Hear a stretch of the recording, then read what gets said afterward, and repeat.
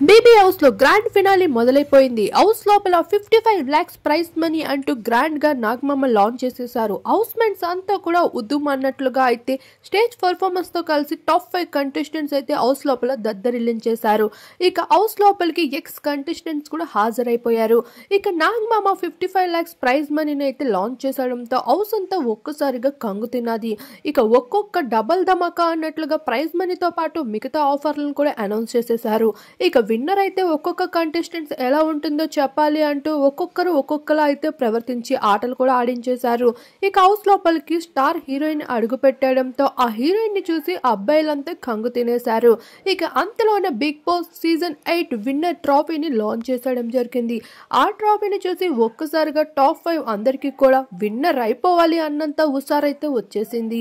ఇక ఫైనల్ గా first top 5 ఎవరు అనేది అనౌన్స్ చేసేందుకు హౌస్ లోపలికి కొంతమందిని అయితే పంపించేశారు.